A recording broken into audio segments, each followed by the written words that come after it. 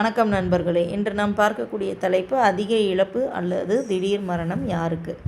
அதாவது ஒருவருடைய ஜாதகத்தில் லக்னம் ரொம்ப முக்கியம் இல்லைங்களா? லக்னாதிபதி, அந்த லக்னாதிபதி 12ஆம் இடத்தில் இருப்பதோ அல்லது 12ஆம் இட அதிபதியுடன் தொடர்பு பெற்று இருப்பதோ இருந்து 8ஆம் அதிபதியோடையும் ஏதாவது ஒரு விதத்தில் தொடர்பில் இருந்தார் அப்படின்னா கண்டிப்பாக சம்மந்தப்பட்ட நபர் தன்னுடைய வாழ்நாளில் பெரும்பகுதி துயரத்தை மட்டுமே அனுபவிப்பார்.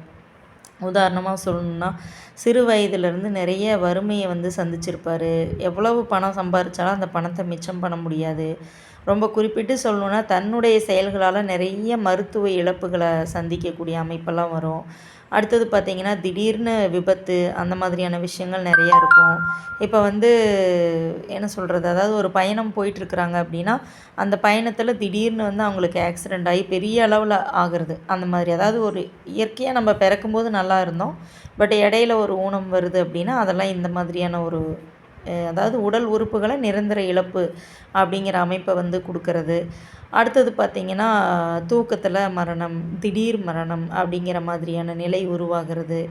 இது எல்லாமே இவங்களுக்கான ஒரு விஷயமாகவே இருக்குங்க. ஒன்றே ஒன்று என்ன அப்படின்னா, ஒரு வெளிநாடு செல்வதற்கு ஒரு வாய்ப்பு அப்படிங்கிறது இவங்களுக்கு கொஞ்சம் ஈஸியாக கிளிக் ஆகும் அப்படின்னு சொல்லலாம்.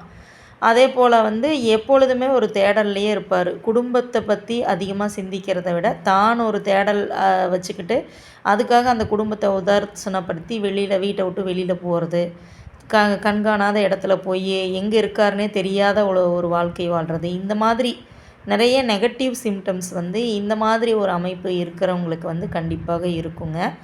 இது அவங்கவுங்க ஜாதகத்தை பொறுத்து மாறுபடும். பொதுவாக நீங்கள் உங்கள் ஜாதகத்தில் இந்த அமைப்பு இருக்கா, அப்போ நம்ம வாழ்க்கை எப்படியான்னு சொல்லி கற்பனை பண்ணிடாதீங்க.